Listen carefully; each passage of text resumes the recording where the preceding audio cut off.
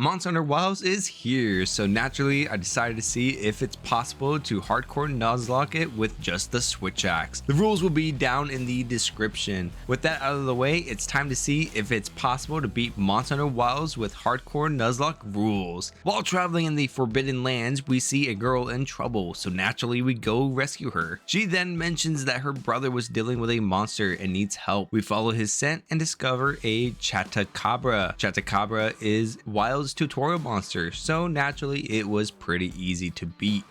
Yisei and his sister Nona then introduce themselves. We start heading back to their village, and on the way we grab some honey for the provisions guy. We make it to the village and Zato is not fond of us. Bruh, I literally just saved members of your village and this is how I'm thanked? Ugh. We decided that it was best for us to leave and not fight him. While at the base camp, we see a flare show up. We go to the spot and find a K-Matrice chasing the support team who are carrying a large piece of meat. Amo questions why they won't put the meat down. Girl, I know you just did not ask that. You stupid. Yisei then shows up with 2 more secrets, and with the help of the secrets, we make our way to the K-Matrice. K-Matrice is a pretty easy monster to fight. Essentially, it's a bird version of Anjanath and is pretty weak. After killing the K-Matrice, we are back in the base camp where Yisei officially gives me a secret and Gemma added a holster to the saddle. Yisei takes us to his village. We chat with the elder a little bit who doesn't know the keepers. We then eat with Yisei and his family. We make our way to the Scarlet Forest. We help to finish setting up camp. While investigating the Scarlet Forest, Eric gets caught in a Lalabarina's nest.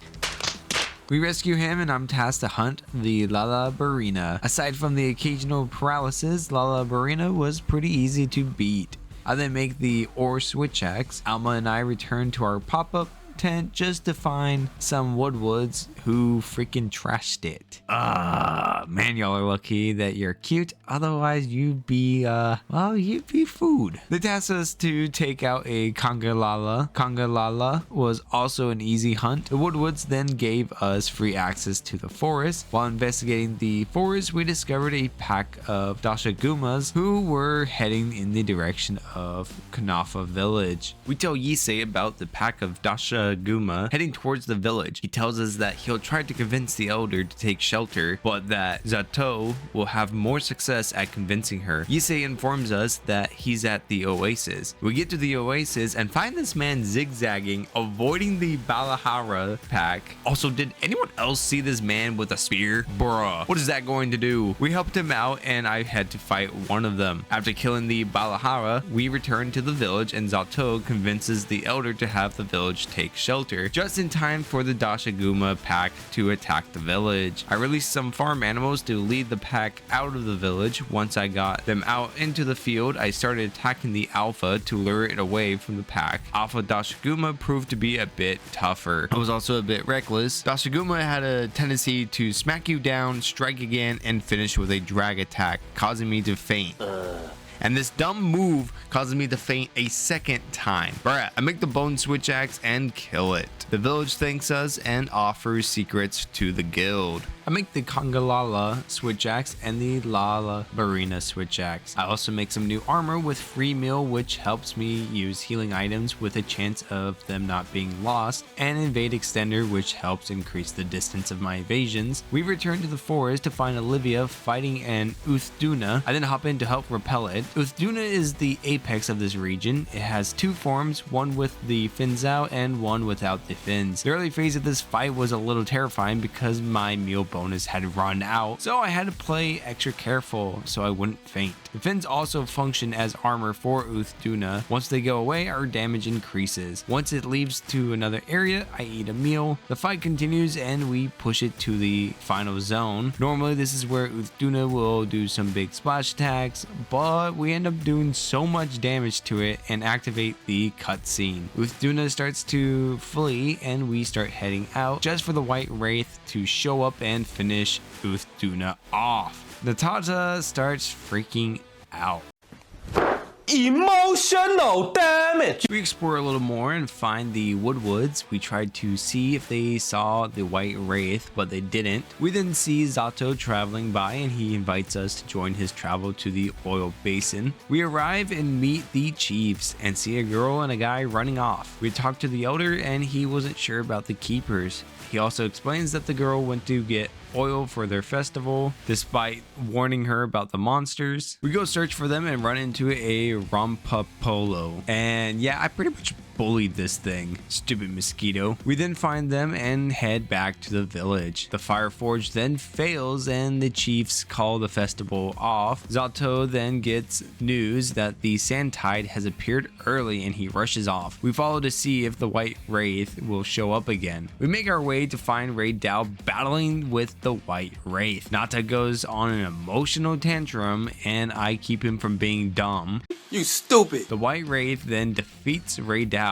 and leaves. Ray Dow then resurrects from a lightning strike. What the frick? I then had to hunt it to keep it away from the village. Ray Dow is the Windward Plains apex and is really cool. The fight goes pretty smooth since I fought it a lot in the beta. Flash pods were especially useful since they knocked him out of the air, allowing me to get some free damage on him. Mounting also helped a lot. Breaking wounds on its legs was another useful strategy since it would trip him, giving me more free damage opportunities. One final discharge kills Ray Dow. We head back to camp. Gamma takes us to the Wilk Spine and we follow the glow until it stops glowing. We decide this phenomenon is connected with the sandstorm and head back to Kanafa village and inform Zato. He then thanks us and we make our way back to the basin. We update Werner on our findings and he tells us we have a visitor. The visitor then shows us where an underground tunnel is that may lead us to Natas Village. While exploring the tunnels, we find a Nersilia trying to eat a funny philosophical woodwood named Rove. Naturally, we hunt the Nersilia to save him. Nersilia isn't too difficult, but is a nuisance with its poison and sleep. Luckily, Kongalala's switch axe was extremely helpful since the file damage was paralysis, which helps keep Nersilia still for a certain amount of time and allows me to do extra damage to it. Overall, the fight is pretty easy and simple. We explore some more, but the weather gets crazy, so Rove leads us to a place where we can take shelter until the storm disappears. Once the storm cleared up, I was tasked to slay a Hirobami. This thing starts in a pack, so I had to separate them with the dung pods. I also realized that I hadn't eaten, so I had to play a bit cautious. Once Hirobami left the zone, I ate a quick meal. This fight overall was pretty easy. We returned to the oil basin and Werner greets us by calling us the bird unit. Two can play that game. Bench unit. They fire up the forge and it goes horribly wrong. One of the villagers comes in a panic and points to the Arajakan. The dumb girl starts getting emotional. Emotional damage. Oh my gosh, why are y'all so emotional? Gemma gets everyone to stop boo-hooing and start making preps to redirect the flames to an old forge. Olivia and I go deal with the Arajakans. Let me just say, fighting two of these monkeys at the same time was very chaotic. I also had to deal with the extreme heat. Luckily, there was a chill mantle bug that acts as a cool drink, neutralizing the heat. The fight is pretty basic. I do land an offset attack. One of the issues during this double battle was the Arajakan I was trying to fight kept moving towards the other one, so I would have to go up to it, get a few swings, and then it will move to a different spot in the zone, or it will send me pretty far and then move. Arajakan is pretty easy to counter because its movements are easy to read, except when it decides to move back from the counter. Although the second one came by and activated my second counter and allowed me to get some good damage on my Arajakan. The second one leaves and Olivia goes after it. I then mount the one I've been fighting. Once down, I dump a bunch of damage on it. I landed a second offset attack, which more so protected me. I then paralyzed it, helping me do more damage. He moves to the next zone and I fail to use the ancient forge. Oops. In another zone, he enrages and almost comboed me to my death. Sheesh. After healing up, I managed to do enough damage and knock him out of his enraged form and knock him to the ground. Afterwards, I break his back. In the final zone, I mount him for the second time and cut his tail off. Olivia also returned and knocked it out, allowing us to deal more damage. And with just a few more hits, we slayed the Arajakan. We return to the village and more Arajakans show up and start to approach us until a strange tentacle starts to show up, and soon a big octopus monster shows up and drags one of them down. What the heck? Was that a giant octopus? The black flame. I then hunt the black flame. I attempted to mount it but didn't get the mount. I tried to do a discharge attack but got smacked. I then mount and knock it down. This allows me to unleash a lot of damage onto it until I get smacked again. Ouch. Funny enough though, the smack actually helped me dodge its fire breath. The black flame is definitely the wake up call that stronger monsters are on the horizon. After dodging a slam attack, I managed to pop a wound attack, unleashing a lot of damage to one of its tentacles, to then get hit by a fireball attack which almost caused me to faint. An Arajakan shows up and has a turf war with the black flame. Arajakan pretty much gets beaten up though. I then break the black flame's middle left arm while trying to avoid its attack. I tried to sheath my weapon but get smacked and faint, causing me to lose the Kongalala switch axe. I returned to it and land another mount. Once it was down, I managed to get some decent damage in. In another zone, I managed to get a third mount, allowing me to do even more damage to it, and I paralyze it, helping me to continue my onslaught of damage. After healing up, I landed a jump attack and slayed New Udra. The forge comes down, the villagers thank us for helping them, and Yabran tells us that the black flame's name is New Udra. We make our way to Natas Village. He finds a glove he left behind, confirming that we're on the right track. We then see two strange Dashagomas fighting each other. One of them even kills the other and started to approach us, causing me to have to hunt it. Honestly, this hunt was pretty easy. I discovered that I could abuse the wounds on its legs, which would trip it and allow me to attack it safely. After performing this method quite a few times, I slayed the Dashaguma. I maxed out the Barina hash. Nata reunites with Tashin. Finally, we're done with this stupid kid. That is until a strange Rathalos shows up and I'm tasked to hunt it. Guardian Rathalos is a pretty standard Rathalos, but with a few new attacks. I mount it, which is always helpful. The fight continues. In the second zone, I go for an offset attack to then get hit by a fireball, but I ended up hitting the Blast Toad and it ended up hitting Rathalos, causing his wing to break for him to get me a spinning fire attack and then combos me with several fireballs and causes me to faint and lose the Ballerina switch axe. Thanks Rathalos. I make my way back with the bone switch axe and get a second mount. The damage outcome though is smaller due to the weapon having less damage total and having only yellow sharpness. The higher your sharpness is, the higher of an attack bonus you can get from it. Nonetheless, I started to play more careful to avoid fainting. I also heavily focused on attacking the wounds to get big damage off, eventually killing the strange Rathalos. I then make the Windsunder axe and the new Zahangyu. Tashin then explains to us that the creatures we fought in the area are known as guardians and that they live off of the wyvern milk as a source of food. He also explains that Arkfield was an extinct species but is now a guardian from their ancestors, possibly trying to resurrect extinct monsters. Nata then goes on this whole whiny freaking tantrum.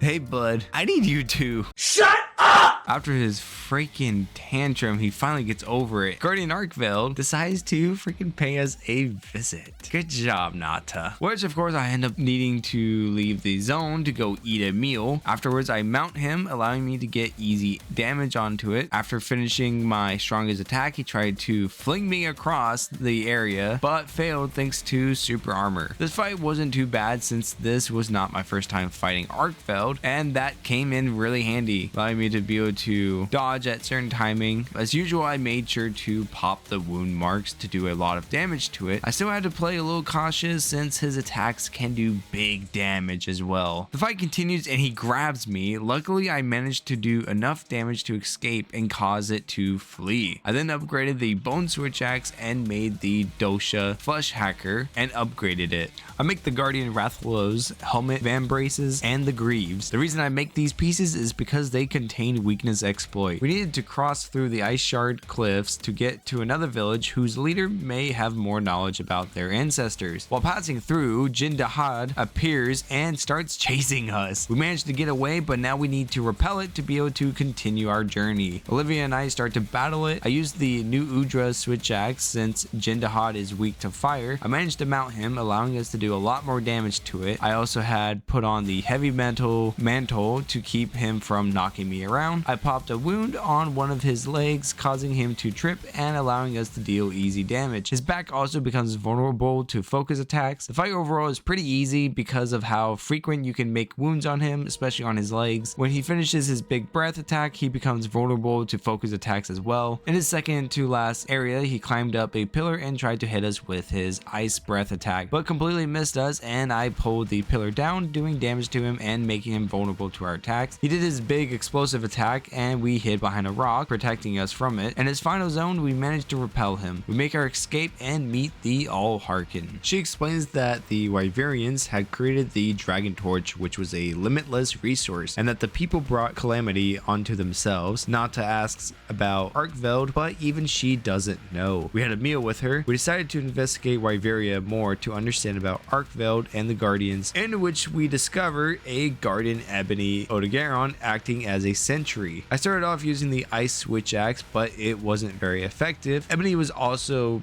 a bit annoying at first with its fast movements and jump attacks. Dragon Blight was also a pain since it weakens your attacks. I got a mount on it, which helped reset the fight to my advantage. I also chopped its tail off with the full release slash. Ebony was also pretty predictable, making countering him relatively easy. Eventually I switched to my Dosha switch axe and the fight goes much smoother. The fight continues and I kill Ebony. Exuwu shows up out of nowhere and drags me down to its den. Exuwu was a bit of a trickster. It attacks fast and switches between range and close up. This movement definitely kept me on my toes. Countering it was helpful at times, but if I got carried away, I would get punished. In the second area, I managed to mount it. I destroyed a wound and broke its head all at the same time, leaving it vulnerable for a full release slash. I had another wound on its rear left arm, destroying the wound and breaking the arm and dealing massive damage to it. A great thunderbug gets triggered and paralyzes Exuwu, making it a sitting duck for me. A few more hits in its final area kills it. As we travel deeper, we find Guardian Arkveld devouring a monster. Amma and I decided that we needed to put an end to this Arkveld,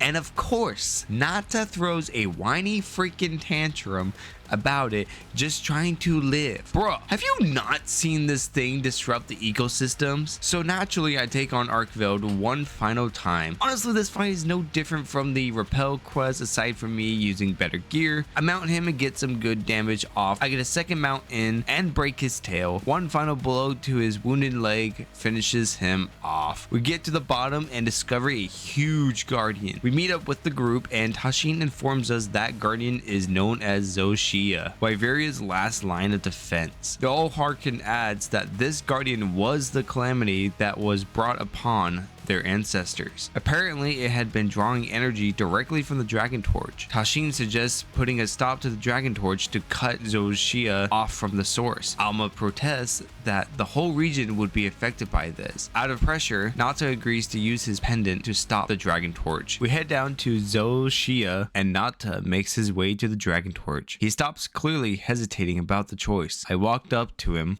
We don't have to do this. There's one other option. Hunter, are you sure? Right. It's worth a shot, isn't it? Yeah, let's do it! Leave this to me.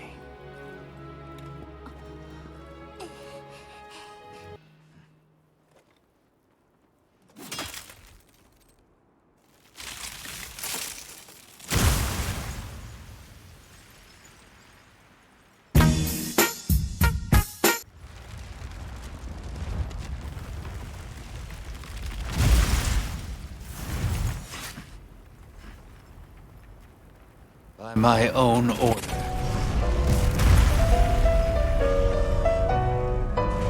I will slay Zoshia.